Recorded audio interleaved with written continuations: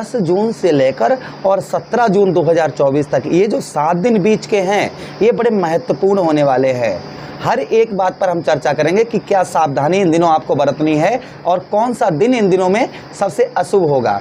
इन सभी बात की हम चर्चा इस प्रोग्राम में विस्तार पूर्वक करेंगे और साथ ही में ये भी बताएंगे कि इन 7 दिनों में क्या खास होने वाला है, क्योंकि ये जो साप्ताहिक राशिफल का प्रोग्राम है ये हम जिस भाव में चंद्रदेव गोचर करते हैं हम उसी भाव के रिकॉर्डिंग बनाते हैं। तो चंद्रदेव देखिए आपके छठे भाव पर रहेंगे, आपके सप्तम भाव पर रहेंगे, आपके अष्टम भाव पर रहेंगे और आपके नवम भाव पर रहेंगे। इन दिनों के बीच में यानी कि 10 जून से लेकर और 17 जून तक चंद्रदेव इन भाव में आपके गोचर करेंगे। आपका माइंड किस तरीके का होगा, आपकी सोच कैसी होगी, हर एक बात पर हम विशेष पूर्वक चर्चा करेंगे। नमस्कार, मैं ज्योतिष आचार्य शिवराज शास्त्री आप लोगों का हार्दिक स्वागत कर रहा हूँ।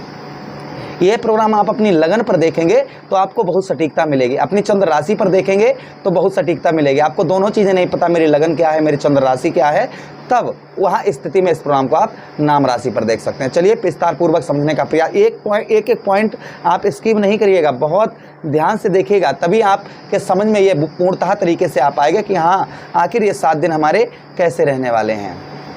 दोनों बातों पर चर्चा करेंगे हम विस्तार पूर्वक अच्छी तरीके से।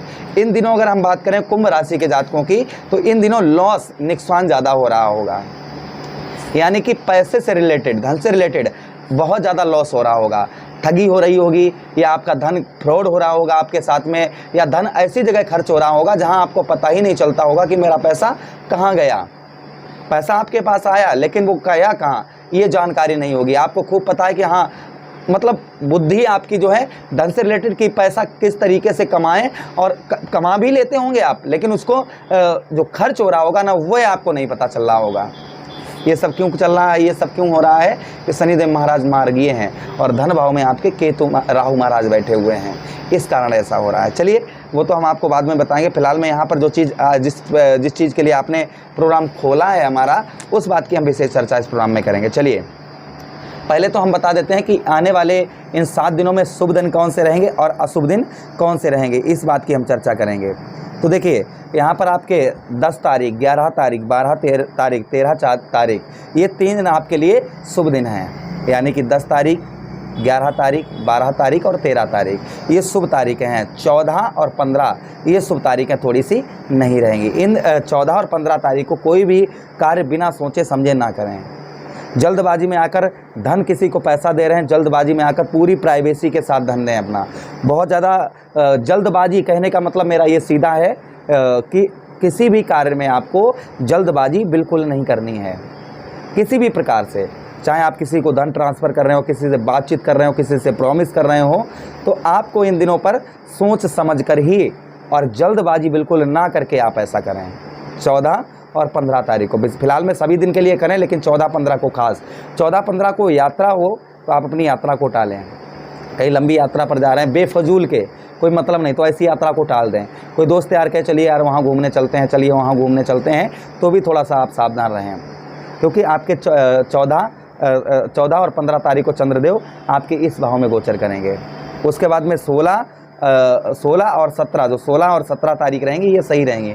14-15 को चंद्रदेव अष्टम भाव पर होंगे। कुंडली का जो अष्टम भाव होता है ये उत्तम नहीं, अच्छा नहीं माना जाता है। फिलहाल में उन लोगों के लिए लाभ होगा जो लोग फॉरेन हैं, अदर कंट्री में हैं, या जो लोग उनका घर में कोई सदस्य है फॉरेन में, उनके लिए अत्यधिक लाभ होगा, अच्छा लाभ होगा। किंतु जो लोग इंडिया के अंतर्गत हैं उनके लिए ये 2 दिन 14 और 15 तारीख ये ठीक नहीं है। बाकी सिर्फ दिन जो रहेंगे वह शुभ रहेंगे। चलिए अब हम बात करते हैं आगे। आपके स्त्री के साथ इन दिनों मधुर संबंध देखे जाएंगे। पत्नी, क्योंकि चंद्र तो आपके छठे भाव पर, हाँ छठे भाव पर होंगे, तो यहाँ पर इन 7 दिनों में थोड़ा सा आप हो सकता है कर्ज, आपका कर्ज यहाँ पर कम हो। कुछ मतलब आप समझिए कि ज़्यादा नहीं तो थोड़ा बहुत, 100% में थे 10%, 5% हो सकता है आप कर्ज को यहाँ पर चुका पाएँ। कर्ज चुकाने से आपका माइंड भी फ्रेश रहेगा। इन दिनों इन 7 दिनों में थोड़ा सा आपके शत्रु भी एक्टिव हो सकते हैं, इसलिए आपको शत्रुओं पर भी सावधानी रखनी होगी। जो आपके शत्रु, आपके दुश्मन हैं, वो एक्टिव हो सकते हैं, आपको नीचा दिखाने का प्रयत्न कर सकते हैं, प्रयास कर सकते हैं, इसलिए सावधानी रखें। बौखलाहटपन, चिड़चिड़ाहटपन, आराम से शांतिपूर्वक उसका सामना करें। लड़ाई झगड़ा बिल्कुल नहीं करना है आपको, विशेष ध्यान रखिएगा। लड़ाई झगड़ा बिल्कुल, लड़ाई झगड़े किसी से अपनी कहने का मतलब सीधा है अपनी जबान पर कंट्रोल रखना है, अपने गुस्से पर कंट्रोल रखना है, अपनी जबान पर भी आपको कंट्रोल रखने की आवश्यकता रहेगी। 7वें भाव पर चंद्रदेव होंगे इन 7 दिनों में। और भी सुनिएगा, पत्नी के साथ संबंध मधुर देखे जाएंगे। कब देखे जाएंगे? ये 11, 12, 13 तारीख में ये उत्तम संबंध अच्छे देखे जाएंगे आपके। उसी के साथ ही साथ में पत्नी के साथ कहीं आपकी थोड़ी बहुत यात्रा भी हो सकती है, भले ही रिश्तेदारी में जाएं, पत्नी के साथ कहीं ना कहीं थोड़ी बहुत, ज़्यादा नहीं, थोड़ी बहुत यात्रा यहाँ पर देखी जाएगी आपकी। अच्छा, उसी के साथ पार्टनरशिप में आपको लाभ हो सकता है। किसी के साथ मिलकर इन 7 दिनों में पार्टनरशिप में थोड़ा बहुत लाभ हो सकता है आपका। फंसा हुआ पैसा, रुका हुआ पैसा प्राप्त हो सकता है। उसी के साथ संतान का भी सुख, संतान अगर आपकी बाहर रहती है तो मिलना हो सकता है। संतान से सुख जो है, सुख की अनुभूति यहाँ पर आपको होगी।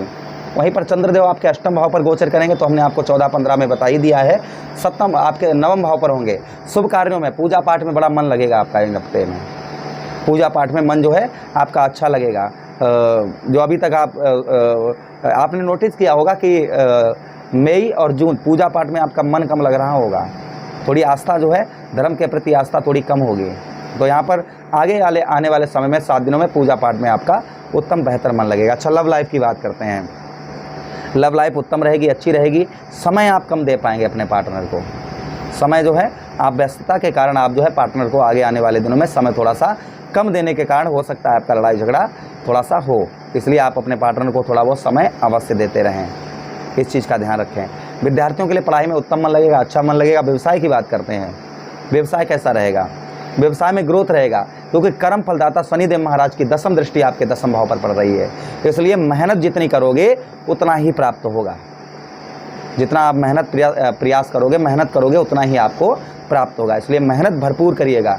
आलस्यपन आपके ऊपर लदा होगा, आलस्यपन भी लदा होगा, तो थोड़ा सा आलस्यपन ना करें। अपने काम के प्रति थोड़ा सा ध्यान रखें और जो कार्य करते हैं उसकी ओर फोकस बना कर रखें। लाभ की बात करते हैं, लाभ होगा लेकिन थोड़ा सा कम। इसलिए पैसे को, धन को, हमने बताया पैसे को बहुत कम खर्च करें।